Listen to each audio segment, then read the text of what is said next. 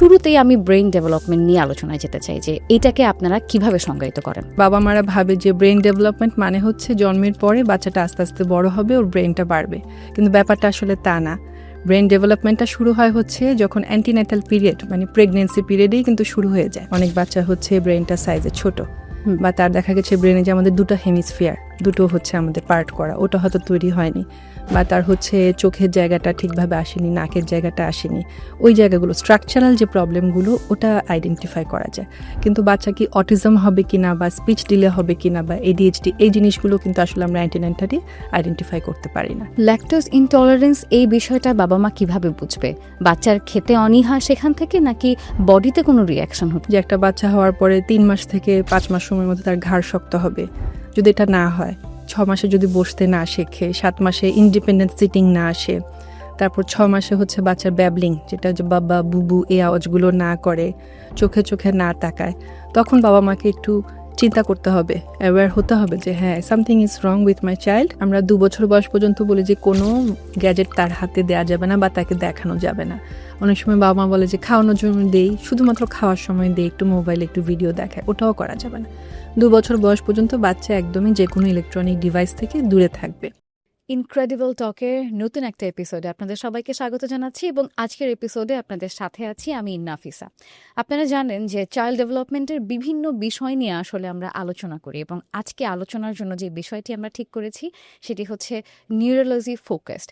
এবং এই বিষয়ে আলোচনা দীর্ঘ করতে এবং এই বিষয়ের আদ্যোপান্ত জানাতে আমার সঙ্গে আজকে স্টুডিওতে আছেন ডক্টর মাইমুনা আপু। কথা না বাড়িয়ে ইনক্রেডিবল আলোচনা করতে চলে যাব মাইমুনা আপুর কাছে। আসসালামু আলাইকুম আপু, কেমন আছেন? ওয়ালাইকুম আসসালাম, ভালো আছি। Thank you for inviting me. আপনাকে পেয়ে আসলে আমরা অনেক বেশি আবেগ আপ্লুত এবং অনেক বেশি খুশি যে আপনি এত ব্যস্ততার মধ্যে আমাদেরকে সময় দিয়েছেন। আমরা একদম সরাসরি আলোচনাতে চলে যাই। অবশ্যই। আমরা শুরুতেই বলেছি যে চাইল্ড ডেভেলপমেন্টের বিভিন্ন বিষয় নিয়ে আলোচনা করি। আজকের বিষয়টা আমরা ঠিক করেছি হচ্ছে নিউরোলজি ফোকাসড। তো এই যে ব্রেইন ডেভেলপমেন্ট, শুরুতেই আমি ব্রেইন ডেভেলপমেন্ট নিয়ে আলোচনায় যেতে চাই যে এটাকে আপনারা কিভাবে সংজ্ঞায়িত করেন। Nice question. যেটা হচ্ছে আমরা আসলে বাবা মারা ভাবে যে ব্রেন ডেভেলপমেন্ট মানে হচ্ছে জন্মের পরে বাচ্চাটা আস্তে আস্তে বড় হবে, ওর ব্রেনটা বাড়বে, কিন্তু ব্যাপারটা আসলে তা না। ব্রেন ডেভেলপমেন্টটা শুরু হয় হচ্ছে যখন অ্যান্টিন্যাটাল পিরিয়ড মানে প্রেগনেন্সি পিরিয়ডেই কিন্তু শুরু হয়ে যায়। এজন্য দেখা যায় যে একজন মা যিনি হয়তো ডিপ্রেসিভ বা এনজাইটিতে আছেন, অথবা তার কোনো অসুখ আছে, যেমন হাইপোথাইরয়েডিজম, থাইরয়েডের সমস্যা অনেক মারই থাকে, অথবা মায়ের হাইপারটেনশন আছে, ডায়াবেটিস আছে, এগুলো কিন্তু একটা ব্যাড ইম্প্যাক্ট পড়ে বাচ্চার মেন্টাল ডেভেলপমেন্ট, ব্রেন ডেভেলপমেন্টের উপর। কারণ বডিটা যখন গ্রো করে, ব্রেনটা কিন্তু বাড়তে থাকে, মায়ের পেট থেকেই শুরু হয় ডেভেলপমেন্ট বা বিকাশটা। কাজে এটা একটা ভুল ধারণা যে জন্মের পরপরই সব কিছু তৈরি হয়, কিন্তু আসলে জন্মের আগে থেকেই প্রসেসটা শুরু হয়ে যায়। এবং এই জন্য মেন্টালি একজন মাকে কিন্তু প্রিপারেশন নিতে হয় যে হ্যাঁ, আমার বেবি হবে আপকামিং, তাকে সেরকম হ্যাপি থাকতে হবে, নিজের যত্ন নিতে হবে, খাওয়ার দাওয়ার পাশাপাশি তার হচ্ছে যদি কোনো অসুখ থাকে তাহলে অবশ্যই ডক্টরের শরণাপন্ন হয়ে সেটা চিকিৎসা করতে হবে। হাইপারটেনশন থাকলে, ডায়াবেটিস থাকলে কন্ট্রোলে রাখতে হবে, ইনফেকশন ফ্রি থাকতে হবে। তাই এই জায়গাগুলো আমাদের ফোকাস করতে হবে। শিশুদের ক্ষেত্রে আপনি যেরকম বললেন যে একদম অ্যান্টিন্যাটাল থেকেই আসলে এদের ব্রেইন ডেভেলপমেন্ট হওয়া শুরু করে। As far I know, please correct me if I am রং, একটা শিশুর 5 থেকে 6 মাসে যখন সে গর্ভে থাকে তখনই তার ব্রেইন ডেভেলপমেন্টটা প্রপারলি হচ্ছে কিনা বোঝা যায়। এটা কি আসলেই সত্যি? এটা প্রপারলি ডেভেলপমেন্ট হচ্ছে কিনা সেটা হচ্ছে আসলে আমরা তখন হচ্ছে আলট্রাসোনোগ্রাম করে তার ব্রেনটা ঠিক আছে কিনা এটা বুঝতে পারবো, কিন্তু ফাংশনগুলো তো সেই সময় বোঝা যাবে না। বোঝা যায়। কিন্তু যদি এমন হয় তার ব্রেনে কোনো ডিফেক্ট আছে, যেমন অনেক বাচ্চা হচ্ছে ব্রেনটা সাইজে ছোট, বা তার দেখা গেছে ব্রেনে যে আমাদের দুটো হেমিসফিয়ার, দুটো হচ্ছে আমাদের পার্ট করা, ওটা হয়তো তৈরি হয়নি, বা তার হচ্ছে চোখের জায়গাটা ঠিকভাবে আসেনি, নাকের জায়গাটা আসেনি, ওই জায়গাগুলো স্ট্রাকচারাল যে প্রবলেমগুলো ওটা আইডেন্টিফাই করা যায়। কিন্তু বাচ্চা কি অটিজম হবে কিনা বা স্পিচ ডিলে হবে কিনা বা এডিএইচডি, এই জিনিসগুলো কিন্তু আসলে আমরা অ্যান্টিনাটালি আইডেন্টিফাই করতে পারি না। অনেক সময় দেখা যায় বাচ্চা হওয়ার পর মোটর ডেভেলপমেন্টটা প্রপারলি হয় না। এটাও কি আপনার ব্রেইন ডিসফাংশনের কারণ? হ্যাঁ, অনেকটা ক্ষেত্রে সেটা ব্রেন ডিসফাংশনের জন্য। যেমন মোটর ডেভেলপমেন্টে আমরা বেশিরভাগ দেখি সেরিব্রাল পালসি, যে শারীরিক এক ধরনের প্রতিবন্ধিতা, যেটা আমাদের দেশে খুবই কমন।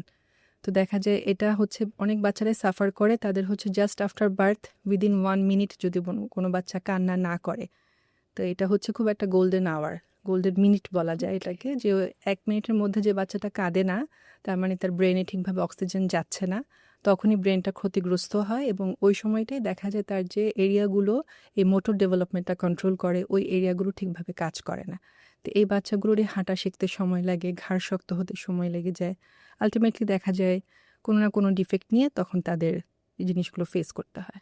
আমরা একটু অটিজম নিয়ে কথা বলতে চাই। এখন দেখা যায় এই সংখ্যাটা অনেক বেশি বৃদ্ধি পেয়েছে।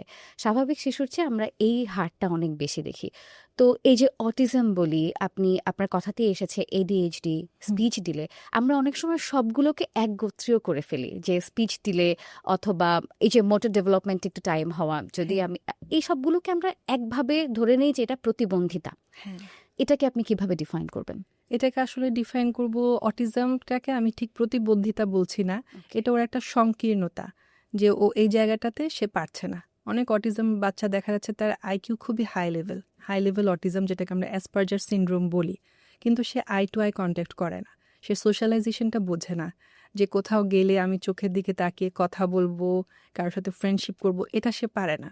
কিন্তু সে ওদিকে তার সবকিছু, পড়াশোনার দিকে সবকিছু ঠিক আছে। হাই ফাংশনিং অটিজমে ওটা হয়। আবার যাদের হচ্ছে দেখা যাচ্ছে অটিজম খুব সিভিয়ার লেভেলে, তার কিছু মোটর স্টিরিওটাইপ থাকে, সারাক্ষণ হাতটাকে হ্যান্ড ফ্ল্যাপিং বলি আমরা, হাত তালি দেয় বা হাত ঝাঁকায় অথবা কোনো একটা মুভমেন্ট করে, আনইউজুয়াল অ্যাবনর্মাল মুভমেন্ট করতে থাকে, এই জায়গাগুলো। আর শারীরিক প্রতিবন্ধিতা বলতে আমরা আসলে সেরিব্রাল পালসি, যেটা এটাকে বুঝি যে হাঁটতে পারছে না, ঘাড় শক্ত হয়নি, এরকম। আর ADHDটা এটাও আসলে ডিফারেন্ট, ওটা অটিজমের সাথে যায় না, ওটাও আলাদা। ADHD বাচ্চাদের ইউজুয়ালি আইকিউ খুব ভালো থাকে, কিন্তু ওরা ফোকাস করতে পারে না, খুব হাইপার অ্যাক্টিভ থাকে, অ্যাটেনশন প্রবলেম থাকে, তাদের কিছু ইম্পালসিভিটি থাকে। সবগুলো আসলে আলাদা আলাদা ডিসঅর্ডার, কোনোটার সাথে কোনোটাকে একগোত্রীয় করা যাবে না। আবার একটার সাথে আরেকটা থাকতেই পারে। একটা বাচ্চার অটিজম থাকবে, তার সাথে তার হাইপার অ্যাক্টিভিটি থাকতে পারে। আবার একটা বাচ্চার হয়তো ADHD, তার সাথে তার একটু মোটর ডিলও থাকতে পারে। তো এটা কোমরবিডিটি হিসেবে অনেক কিছু চলে আসতে পারে। আমরা এগুলো নিয়ে আরো একটু বিস্তার আলোচনা করব, কিন্তু তার আগে আসলে জানতে চাই যে কখন পিতামাতা আইডেন্টিফাই করতে পারে যে তার শিশুর কিছুটা হলেও একটু পরিবর্তন রয়েছে। আচ্ছা, এটা কখন বোঝা যায়? এটা আসলে বাচ্চাটা যখন জন্ম নেয় তখনই তো আর বোঝা যায় না। তবে আমরা কিছু মাইলস্টোন বলি, যে একটা বাচ্চা হওয়ার পরে 3 মাস থেকে 5 মাস সময়ের মধ্যে তার ঘাড় শক্ত হবে। যদি এটা না হয়, 6 মাসে যদি বসতে না শেখে, 7 মাসে ইন্ডিপেন্ডেন্ট সিটিং না আসে, তারপর 6 মাসে হচ্ছে বাচ্চার ব্যাবলিং, যেটা যে বাবা বুবু এই আওয়াজগুলো না করে, চোখে চোখে না তাকায়, তখন বাবা মাকে একটু চিন্তা করতে হবে, অ্যাওয়্যার হতে হবে যে হ্যাঁ, something is wrong with my child, he or she should seek a paediatric neurologist. যদি শিশু নিউরোলজিস্ট আপনার কাছাকাছি না থাকে, সেক্ষেত্রে অন্ততপক্ষে একজন পেডিয়াট্রিশিয়ান যদি উনি দেখায়, তাহলে সে বলতে পারবে যে হ্যাঁ, বাচ্চার তো মাইলস্টোন অফ ডেভেলপমেন্টগুলো ঠিক মতন টাইম মতন রিচ করেনি, তাহলে কি করণীয় আছে। আবার অনেক বাবা মা দেখা যায় ভাবে যে আমার ছেলে দেরিতে কথা বলছে, বড় ছেলেটা তো তাই করেছে, আচ্ছা ঠিক আছে, সময়ের সাথে ঠিক হয়ে যাবে। তো এই ওয়েটটা আসলে করা ঠিক না। ওর বাবা হয়তো দেরিতে কথা বলেছে, সমস্যা নেই, ওর বাবার মতনই মনে হয়, ঠিক হয়ে যাবে। এই ঠিক হয়ে যাবে এই মেন্টালিটি থেকে আসলে বের হয়ে আসতে হবে। আর এইটা কি খুব দ্রুত করা উচিত? যেমন আমরা জানি যে 1 থেকে 5-6 বছরের মধ্যে একটা শিশুর 90% ব্রেইন ডেভেলপমেন্ট হয়ে যায়। তো সেক্ষেত্রে পিতামাতার কি এই 1 থেকে 5 বছরের মধ্যেই আসলে দ্রুততর সময়ে ডক্টরের কাছে যাওয়া উচিত? হ্যাঁ, আমি তো বলবো অবশ্যই দ্রুততম সময়ে সেটা ডাক্তারের হেল্পটা তাদের নেওয়া উচিত। কারণ হচ্ছে আমরা বলি আসলে child development up to 8 years পর্যন্ত হয়, কিন্তু দেখা যাচ্ছে আসলে মোস্ট অফ দ্য, যেটা আপনি বললেন যে 90% কিন্তু আসলে 5 বছরের মধ্যেই শিখে যায়। এখন যে বাচ্চা 5 বছর পর্যন্ত কথা শিখিনি, আমি যদি 5 বছরে গিয়ে বলি যে না, আরও তো 2-3 বছর আছে, এখন হয়তো শিখে যাবে, ওটা আসলেও হয় না। যদি আমি দেখি যে আমার বাচ্চার 1 বছর হয়ে গেল বা 1.5 বছর হয়ে গেল, এখনও সে কিছুই বলে না, চোখে চোখে তাকায় না, নাম ধরে ডাকলেও তাকায় না, তখনই উচিত আমাদের হেল্প সিক করা। এবং যত দ্রুততম সময় চাইবে, ইন্টারভেনশন পাবে, তার কিন্তু ব্রেনটা ততটা রিসেপটিভ স্টেজে থাকবে, ওই সময় তার রিকভারির চান্সটাও বেশি। ওকে, এবারে আমি একটু ভাগ ভাগ করে জানতে চাই। একদম শুরুতে আমি ADHD নিয়ে কথা বলতে চাই, attention deficit hyper activity disorder.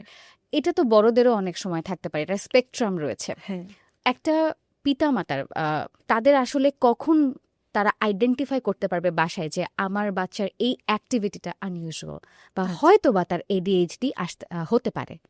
আচ্ছা, বাবা-মা হচ্ছে আমরা তো অনেক চঞ্চল বাচ্চা দেখি। সোসাইটিতে তো আমরা নিজেরাও ছোটবেলাও দেখেছি বাবা-মা বলত যে, "ও খুব দুষ্ট, ও খুব দুষ্ট।" তো তখন আসলে ADHD টার্মিনোলজিটা কেউ জানতো না। ভাবতো যে দুষ্টু বাচ্চা, চঞ্চল বাচ্চা যেটা করা হতো ওদেরকে মারধর করা হতো। ডাক্তারের কোনো হেল্প সিক করা হতো না। কিন্তু এখন কনসেপ্টটা আসলে চেঞ্জ হয়েছে। এখন সবাই অনেকেই আমরা এই টার্মটার সাথে পরিচিত। যে attention deficit hyper activity disorder. তো এখানে ৩ টা সিম্পটম থাকে। আমি যদি ১ম টা দিয়ে বলি হাইপার অ্যাক্টিভিটি, অস্থিরতা, চঞ্চলতা। ওরা একটা জায়গায় বসতে পারে না। সারাক্ষণ খুব ছুটোছুটি, খুব তাড়াহুড়ো। দেখা গেছে হোমওয়ার্ক দিল মিস, ও একটা জায়গায় বসে ২ মিনিট করে উঠে যাচ্ছে। বারবার সে উঠে যায়। এবং দেখা যাচ্ছে বাসার কোনো জিনিসপত্র যেটা যেখানে থাকার কথা ওখানে নেই। একবার এটা এখানে রাখছে, একবার ওখানে রাখছে। ওরা কিউ মেইনটেইন করতে পারে না। কোনো লাইনে দাঁড়াতে বলল যে ঠিক আছে তোমার পরে তোমাকে দেওয়া হবে, এই জিনিসগুলো মেইনটেইন করতে পারে না। সত্যি কথা যেটা মানে খুব চঞ্চল, সারাক্ষণ টু অ্যান্ড ফ্রো মুভমেন্ট করছে। আরেকটা থাকে তাদের মধ্যে হচ্ছে দেখা যাচ্ছে ইনঅ্যাটেনশন, ফোকাস করতে পারে না। যেহেতু সে অস্থির, চঞ্চল, ওকে হয়তো পাজল সলভ করতে দিলাম, সে সলভ করতে পারছে না, ওর সেই ধৈর্যটাই নেই। এমনকি ওরা দেখা যাচ্ছে ওদের লেজার পিরিয়ডটাও এনজয় করতে পারে না। যে একটা বাচ্চা কার্টুন দেখবে ১৫-২০ মিনিট সে বসে থাকবে একটা এপিসোড দেখছে, ওর সেই ধৈর্য নেই। ও চ্যানেল চেঞ্জ করবে, উঠে যাবে বারবার, পানি সারাক্ষণ খাবে। অস্থির। হ্যাঁ, সারাক্ষণই তার মধ্যে চঞ্চলতা, যে কিছু একটা ছুটে যাচ্ছে, ট্রেন ছুটে যাচ্ছে অনেকটা, ব্যাপারটা সেরকম। আরটা হচ্ছে ইম্পালসিভিটি। এটা হচ্ছে হঠাৎ করে একটা কাজ করে ফেলা। হয়তো তার পাশে একটা বাবু আছে, হঠাৎ করে একটা থাপ্পড় দিয়ে ফেললো বাচ্চাটাকে, বা হঠাৎ দেখা গেল কিছু একটা নিয়ে ফেলে দিল। তো ওরা আসলে নিজেকে কন্ট্রোল করতে পারে না। ও যে ইচ্ছে করে করছে তা না, এটা ইম্পালসিভিটি। ও তার এই একটাকে সে কন্ট্রোল করতে পারে না, হঠাৎ এই জিনিসটা করে ফেলে। কাউকে হিট করে, হ্যাঁ, পুশ করে। তো এই বাচ্চাদের দেখা যাচ্ছে ছোটবেলা থেকে একদম যখন ২-২.৫ বছরের বাচ্চা থাকে হাইপার অ্যাক্টিভিটি, ইনঅ্যাটেনশন বোঝা যায়। ইম্পালসিভিটিটা তখনও সেরকম আসে না। কিন্তু যখন স্কুল গোয়িং হয়, ৫-৬ বছরের বাচ্চা বা ৪-৫ বছরের বাচ্চা, তখন স্কুল থেকে কমপ্লেন আসে যে ও তো অন্য বাচ্চাদের হিট করে, পুশ করে, কথা শোনে না, ক্লাস থেকে বের হয়ে যাচ্ছে, ওকে কোনো টাস্ক দিলে সেটা করছে না। এবং ফ্রিকুয়েন্টলি দেখা যায় ওদের স্কুলের টাস্কগুলো ওরা হারিয়েও আসে। দেখা যাচ্ছে ব্যাগের বই খাতা ফেলে আসলো, ভুলে যায়। ডে টু ডে অ্যাক্টিভিটিসে যে সময় দিতে হয়, যে খাবার সময় একটু সময় নিয়ে খাবো, ওটাতেও কিন্তু তার সময় নেই। তো এই জিনিসগুলো যখন দেখবে বাবা মা, যেটা একদম আনকন্ট্রোলেবল, কিছু থাকে চঞ্চলতা, বাচ্চাদের বয়স উপযোগী কিছু চঞ্চলতা থাকে যেটা ম্যানেজেবল। যখন দেখছে এটা একদম ম্যানেজ করা যাচ্ছে না, স্কুল থেকে কমপ্লেন আসছে, বাসায় রাখতে সমস্যা হচ্ছে, তখন বাবা মার অবশ্যই হেল্প সিক করা উচিত। এটা কি সময়ের সঙ্গে ঠিক হয়, না এটার জন্য থেরাপি প্রয়োজন? সময়ের সাথে ঠিক হবে যদি ইন্টারভেনশন দিই, আমরা থেরাপি দিই। তো সব ADHD বাচ্চাদের আমরা মেডিকেশন দিই না। যদি অল্প মাত্রায় থাকে উপসর্গগুলো, তখন আমরা হচ্ছে তাকে আগে বিহেভিয়ার থেরাপি দেই, কাউন্সেলিং করি, বিহেভিয়ার থেরাপি দেই, স্ট্রাকচার ডেইলি রুটিন দেই।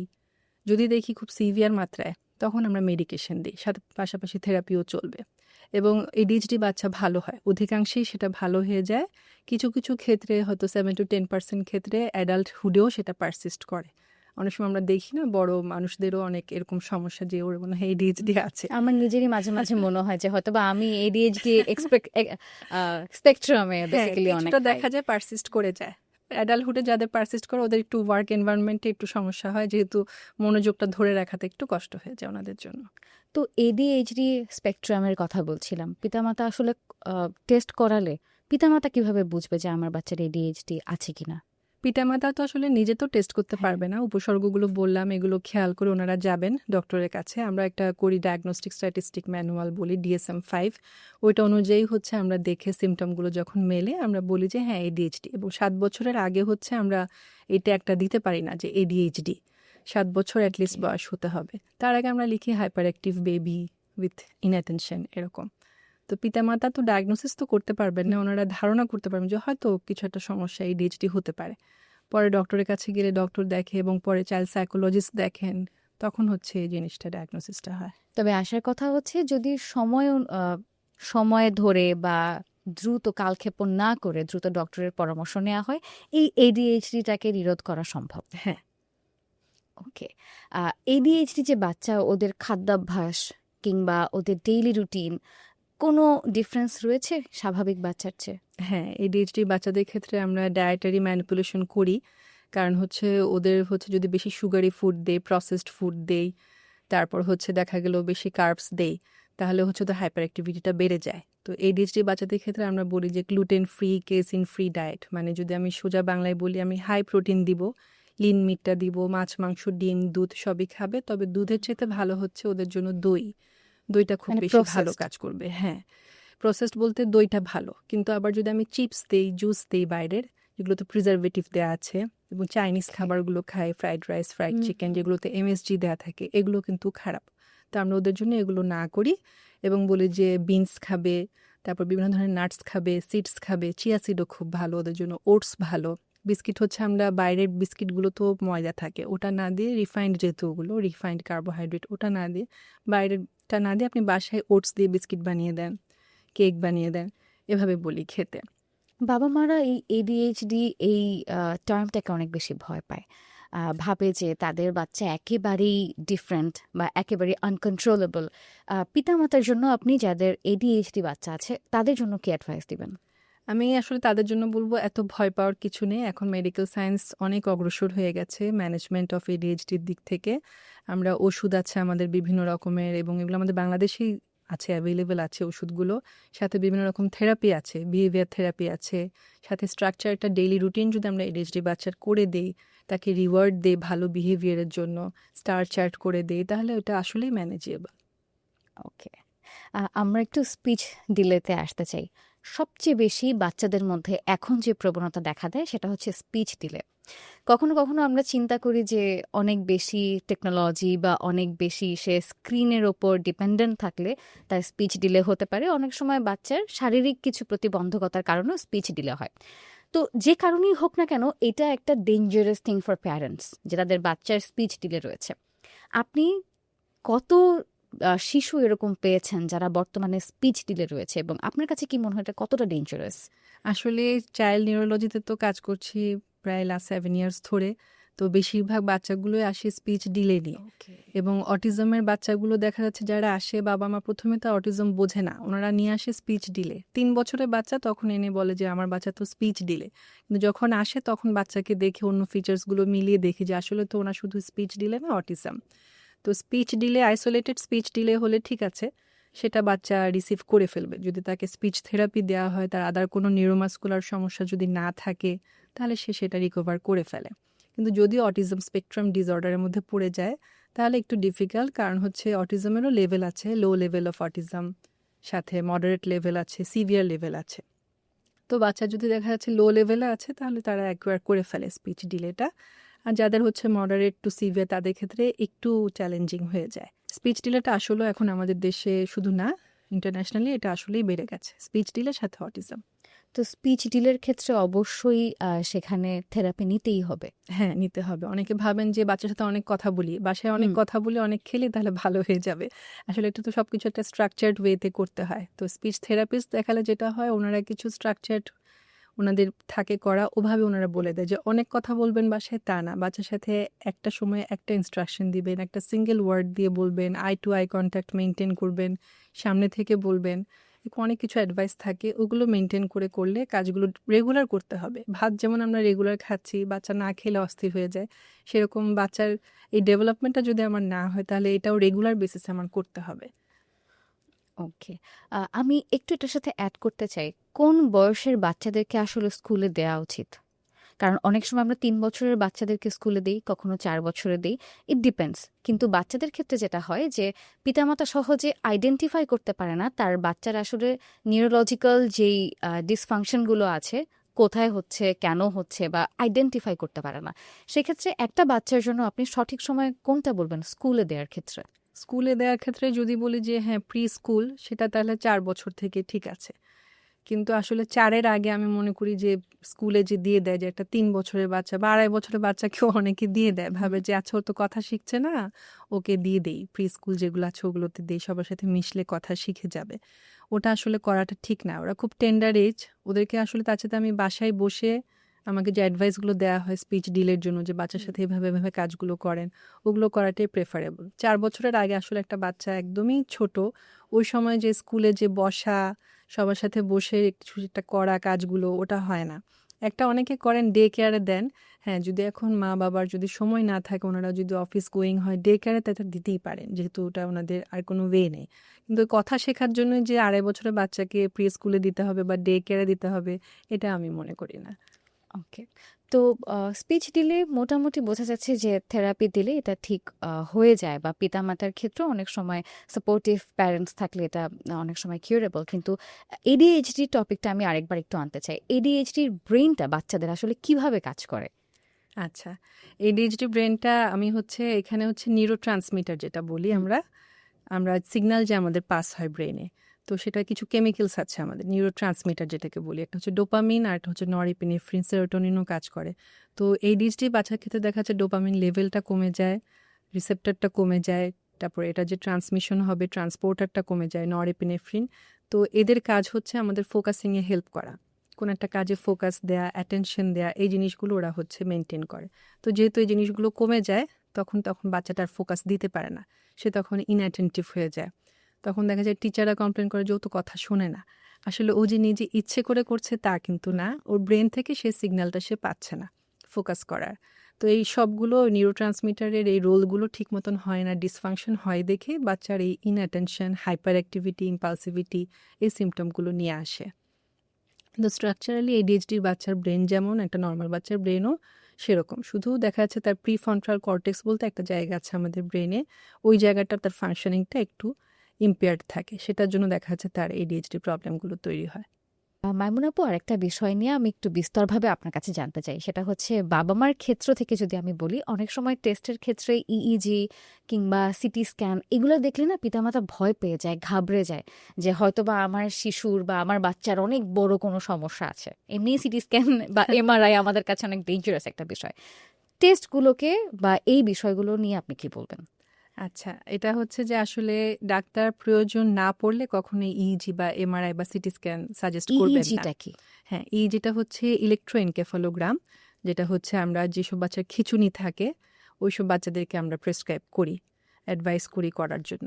এবং শুধু খিঁচুনি না, অনেক সময় বাচ্চা দেখাচ্ছে কোনো বিহেভিয়ার অ্যাবনর্মালিটি, আগে সে নর্মাল ছিল, এখন তার স্লিপ প্যাটার্নটা চেঞ্জ হয়ে গেছে, বিহেভিয়ারটা একটু চেঞ্জ হয়ে গেছে, যেটা ওর সাথে ঠিক যায় না। কারণ কিছু কিছু খিঁচুনি আছে এমন যে বাইরে থেকে যে খুব শরীর খিঁচিয়ে হাত পা খিঁচিয়ে হচ্ছে ওরকম না। যেমন একটা খিঁচুনি আছে অ্যাবসেন্স সিজার, ওটাকে হচ্ছে বাচ্চা লিখছে, হঠাৎ হঠাৎ সে আনমনা হয়ে যাচ্ছে, লেখা বন্ধ হয়ে যাচ্ছে, ওই সময়টা সে অ্যাবসেন্ট মাইন্ডেড, কিছুক্ষণ পরে আবার সে ঠিক হচ্ছে, এবং ওই সময়টা যে তার কি হলো ওটা কিন্তু সে রিকভার করতে পারে না, মনে করতে পারে না সে। তো এটাকে এটা যেকোনো অ্যাবসেন্স সময় হতে সিজার। পারে? হ্যাঁ, এটা হয়। অ্যাবসেন্স সিজারের বাচ্চারা আমাদের কাছে যখন আসে তখন বাবা মা এভাবে বলে যে ও লিখতে লিখতে হঠাৎ থেমে যাচ্ছে, আনমনা হয়ে যায়, ওই সময় ডাকলে সে রেসপন্স করে না, হাত থেকে হয়তো কলমটা পড়ে যাচ্ছে, কিছুক্ষণ পরে ও ঠিক হয়ে আসে। তো তখন আমরা ইজিটা অ্যাডভাইস করি যে ঠিক আছে, এটা হতে পারে অ্যাবসেন্স সিজার, দেখতে হবে। এবং কিছু বাচ্চা নিউনেটাল সিজার নিয়ে আসে, মানে খিঁচুনি নিয়ে নিয়ে আসে, যে জন্মের পরপরই তার খিঁচুনি হচ্ছে, ওদের ক্ষেত্রেও আমরা ইইজিটা করি। তো ইইজি একটা এমন একটা পরীক্ষা, আমরা নিউনেটাল ইইজিও করতে পারি, ওটা একটু অন্যরকম আলাদা স্পেশালাইজড, আবার 24 আওয়ার ইইজিও করা হয় কিছু বাচ্চার ক্ষেত্রে, দেখা যায় 24 আওয়ার সিস্টেমটাও আমাদের করতে হয়।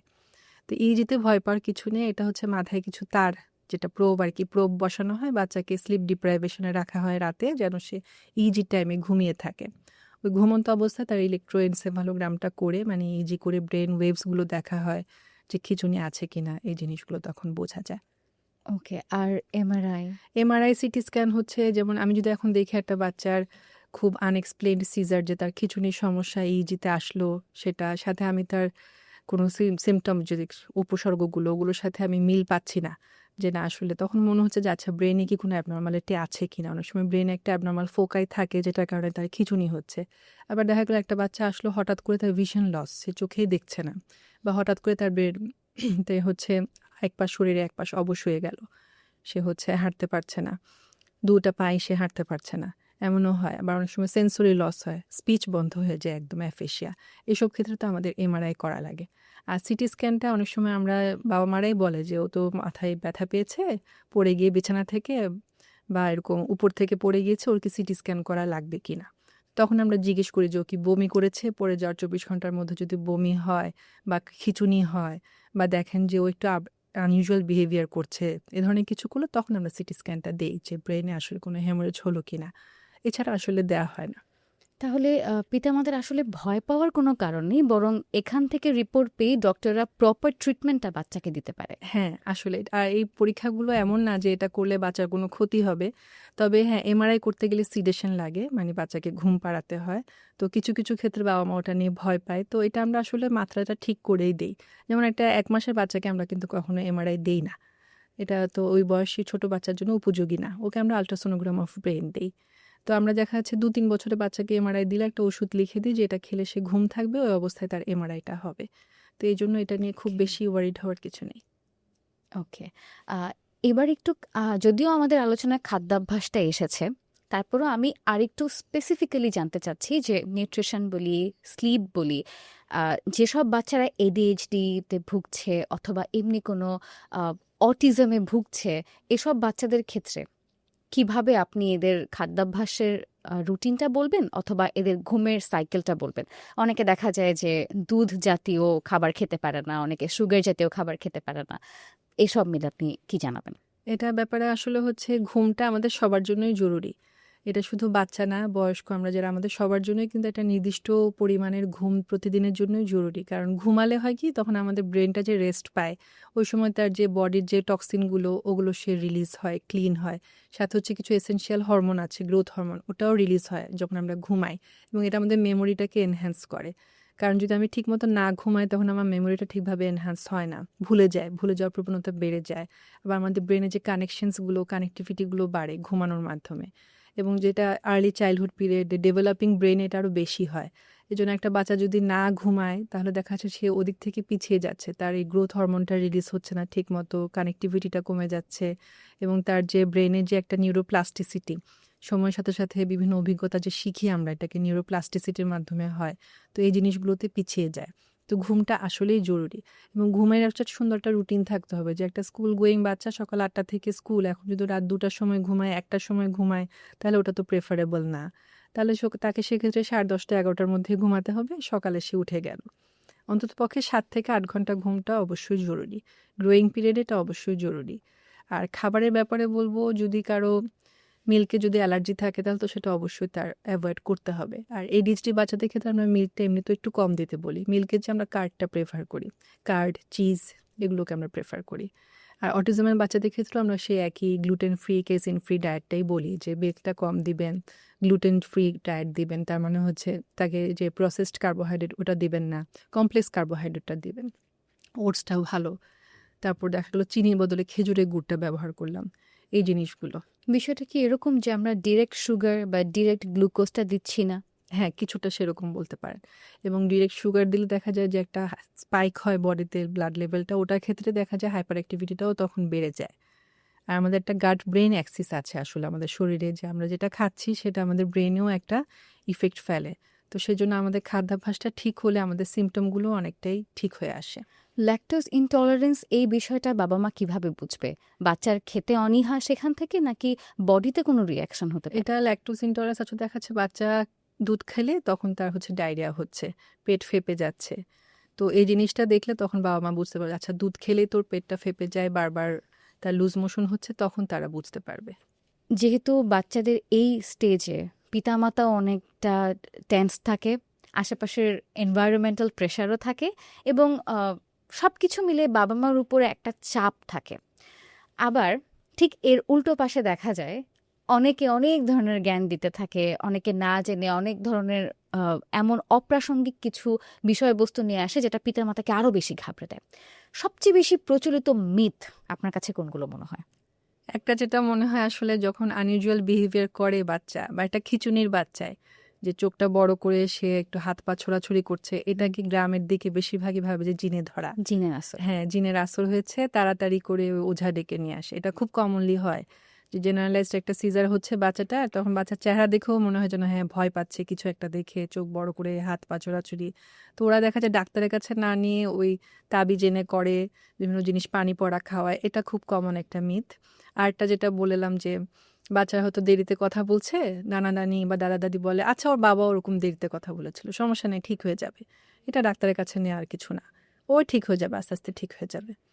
আবার এই জিনিসটা এমনও আবার আরেকটা বলবো, এটা ঠিক মিথ না, এটা আসলে মিসকনসেপশন বলা যায়, যে বাবা মা ভাবেন যে খিঁচুনির ওষুধ তো খাচ্ছে, এখন তোর খিঁচুনি নেই, বন্ধ করে দেই।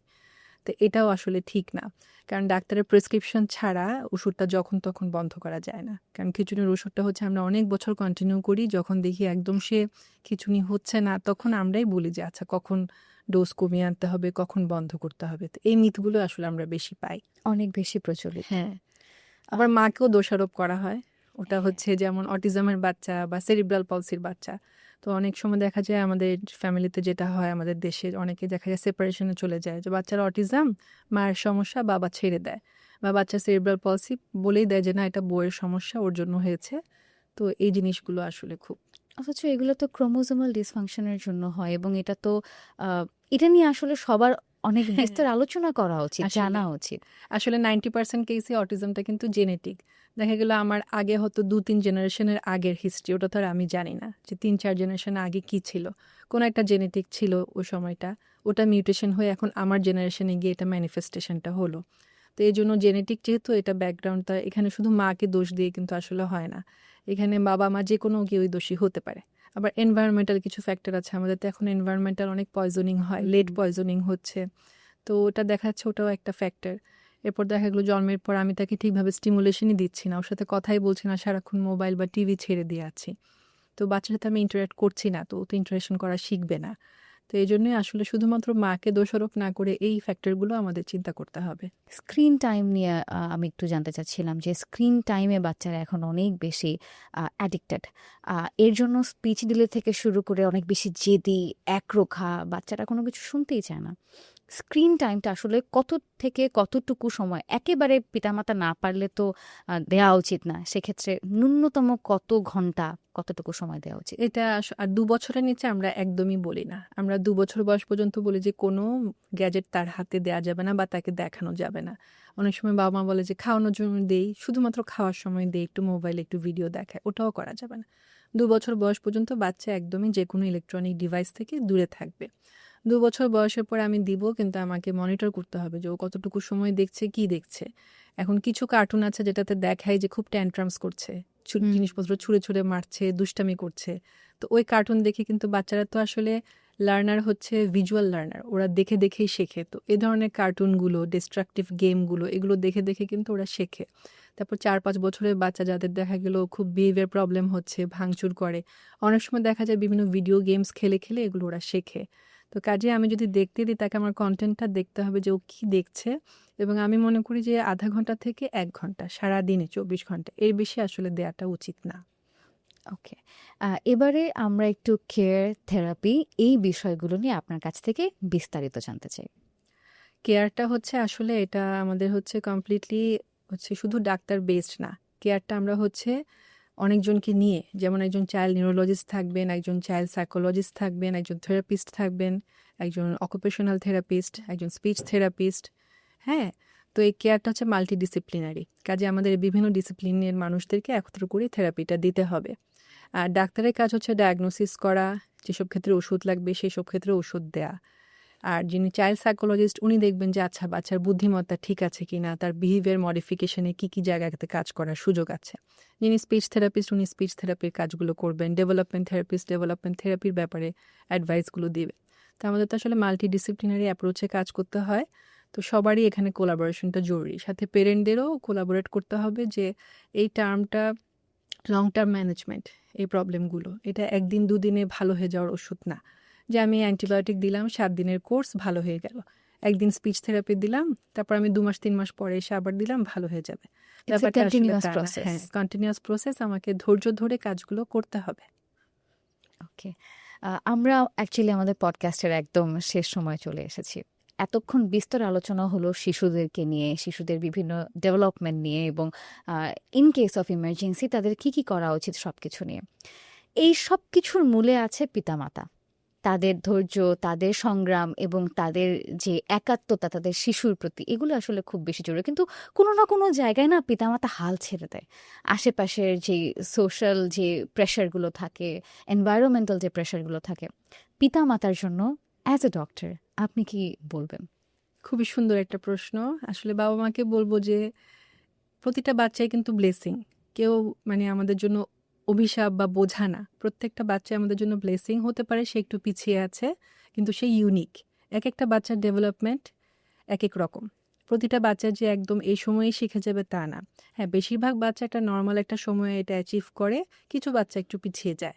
তো ওদের ক্ষেত্রে আমাদেরকে ওদের সময় দিতে হবে এবং এই মেডিকেল ব্যাকগ্রাউন্ডে তাদের জন্য আমাদের যে থেরাপিগুলো আছে এগুলো নিতে হবে। এখানে এত আশাহত হওয়ার কিছু নেই। আর সমাজে মানুষ অনেক কিছুই বলবে, ওটাকে জাস্ট ওভারলুক করতে হবে। সব মিথ বা সব স্টিগমা ধরে যদি বসে থাকি, আমার বাচ্চার বিকাশটা পিছিয়ে যাবে। আলটিমেটলি কিন্তু ক্ষতিগ্রস্ত হবে আমার বাচ্চাটা।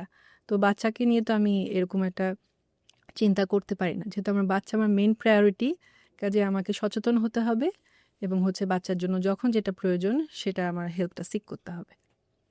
Thank you so much Maymuna আপু, it was nice discussing with you. অনেক কিছু জানতে পারলাম এবং আই গেস আজকের পডকাস্টটি যারা দেখছে তারাও অনেক বেশি উপকৃত হবে।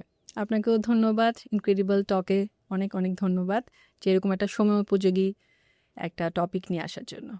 প্রিয় দর্শক, আজকের ইনক্রেডিবল টকের এই আয়োজন এ পর্যন্তই। এই পুরো আয়োজন জুড়ে যারা আমাদের সাথে ছিলেন নিশ্চয়ই তারা কোনো না কোনোভাবে উপকৃত। এবং আপনাদের যদি কোনো ধরনের কোনো কনফিউশন বা কোনো কোয়ারিজ থাকে আপনার শিশু সম্পর্কে, তাদের থেরাপি নিয়ে এবং ইন্টারনাল সব কিছু নিয়ে, do contact incredible. They will be happy to treat you. আমাদের ডেসক্রিপশনে ডিটেল দেয়া থাকবে, প্লিজ সেখানে গিয়ে আমাদের সাথে কন্ট্যাক্ট করবেন। এবং আজকের এপিসোডটা যেহেতু এ পর্যন্তই, সবাই ভালো থাকুন এবং আপনার শিশুর সাথে আপনার সময় কাটুক ইনক্রেডিবল।